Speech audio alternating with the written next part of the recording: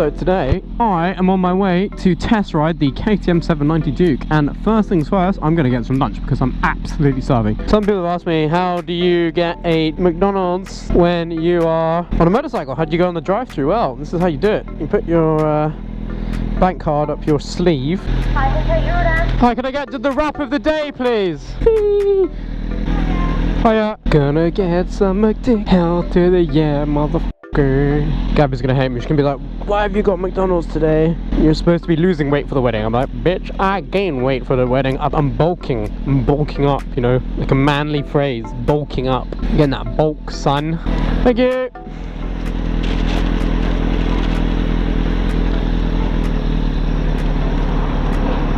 %, gonna fall. Probably would have been quicker to go inside and actually just get it. Gabby's gonna be like, I was not gonna tell her I had McDonald's. I'm just gonna pretend. No, I had a salad for lunch, honey. Yeah, I stopped at that vegan place down the road. Right, guys, when you next see me, I'll be on the 790 Duke. Peace.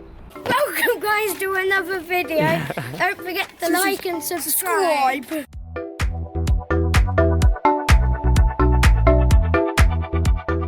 What's up, guys? Welcome to another video, and today I'm riding the KTM 790 Duke. I am so lucky I was able to get a test ride on this bad boy today. Literally, I rid it for about 5 minutes, and I am so fucking hooked on it already. It's not even a joke. It is so much fun. Literally 5 minutes down the road, and I've had as many smiles as humanly possible on a motorcycle.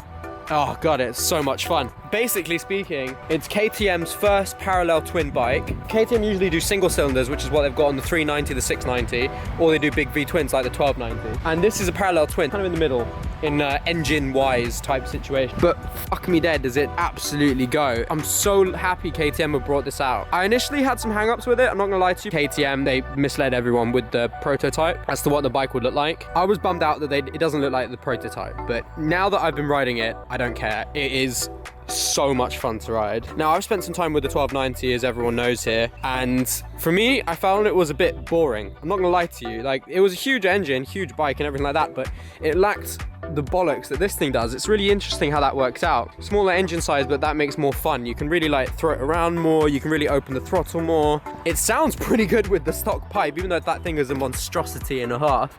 It sounds really good with it. Big shout out to On The Wheel, who let me demo this bike today. Without further ado, let's get into the riding.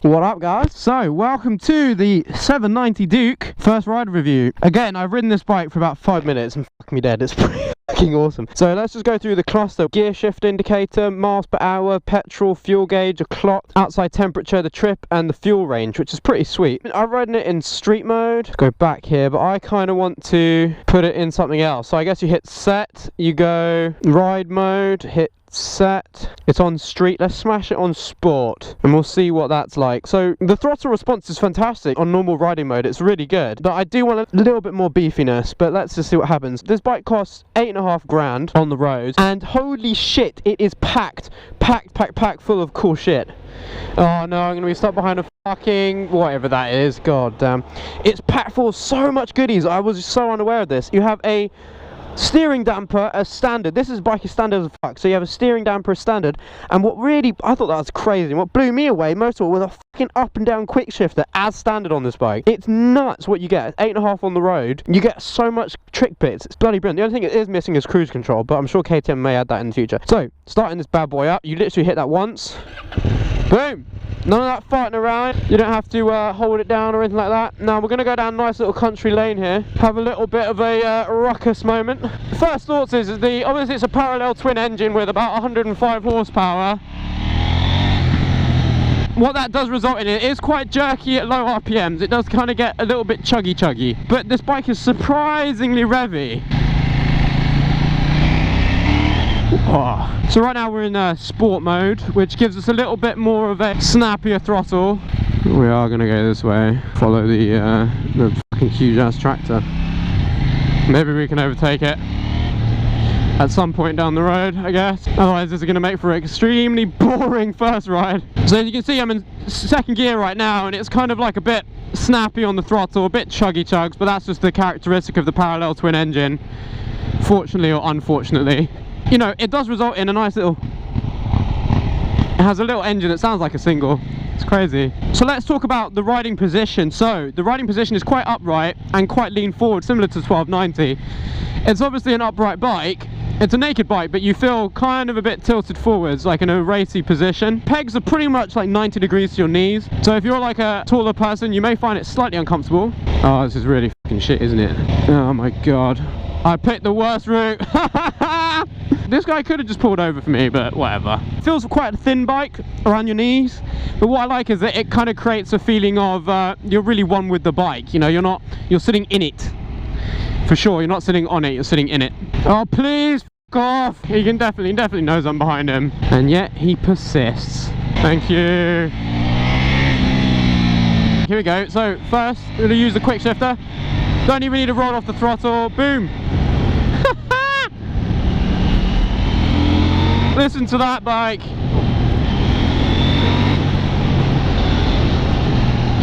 Now the way the bi-directional quick shifter works is you just have to roll off the throttle when you're downshifting.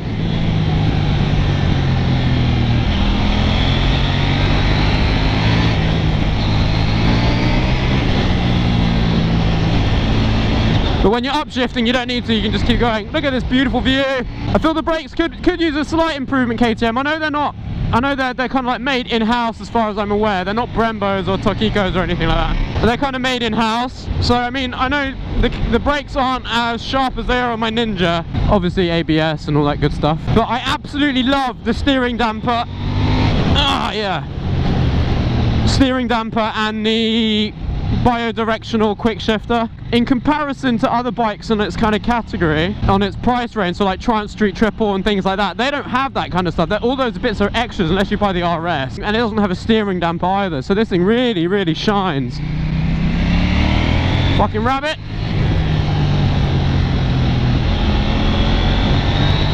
It's so light and nimble as well.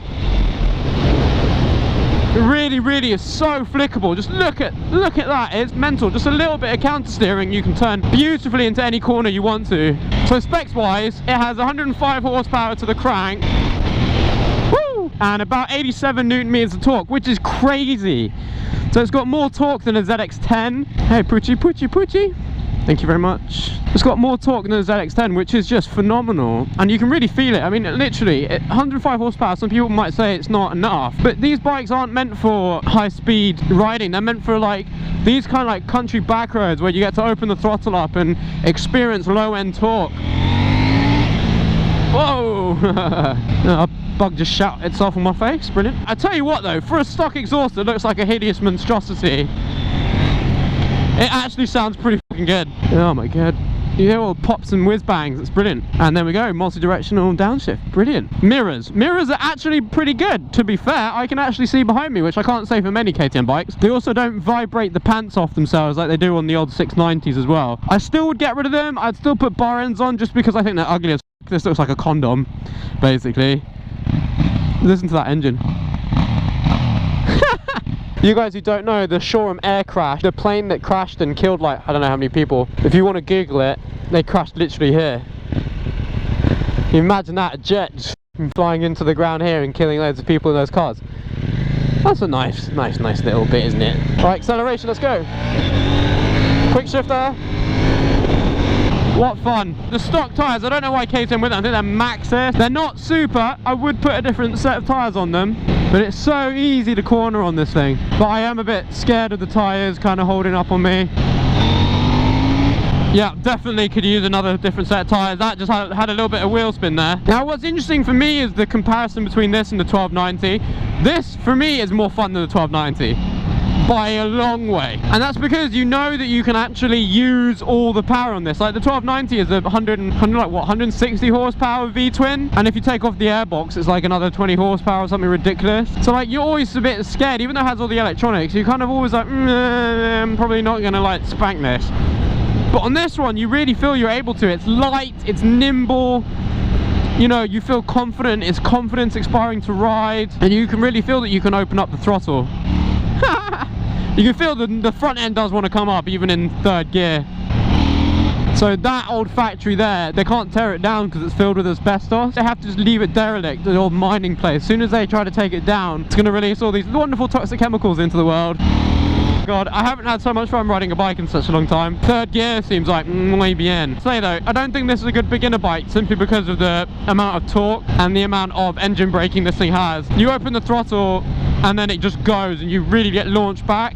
And if you also roll off the throttle, you get lurched forward. So I think they can really catch people out. Maneuvering it around though, it's such a light bike that I would never see any issue whatsoever in a smaller person owning this. Listen to that exhaust though. Obviously if you put like, oh my god, if you put like an Acura on this bad boy, oh my god. Oh, see like that? That's very engine brakey, and that nearly threw me as well. Just roll off the throttle just even a little bit and look at that, it's so jerky. The fueling is not great, look at that, that's horrible. That KTM need to sort out. Which is crazy because KTM did so well with the 1290s fueling. Don't understand why they haven't got it right with this. Wind resistance though, it's pretty good to be fair for a naked bike. I mean wind, you can feel the wind sort of around about here. So this dash and the front cluster kind of just pushes the wind up and over your helmet, which is surprisingly good going. I mean these bikes aren't really made to be taken at naughty speed, so I mean it's not really ever going to be an issue. That was a very wide nod, that person did touch the floor with their helmet. Really don't like that fueling. No, look at that, that's just... It feels like a single. That's really, look at that. That engine braking. Wow, why KTM? Why have you done this? Fairness, like I like engine braking on motorcycles, but I don't want to be thrown forwards whenever I let off the throttle. You've got everything else so good. I guess it gives character to the bike. A lot of people would like that. I can't say I do. I like a bit of a smoother ride, to be fair.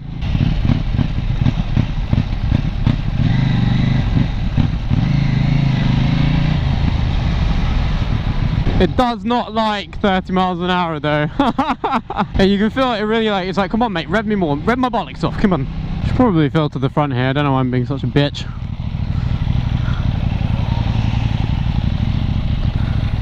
You had a lot of room, my love.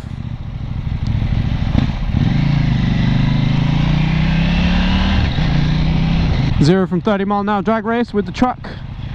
Let's go, bitch. Yeah.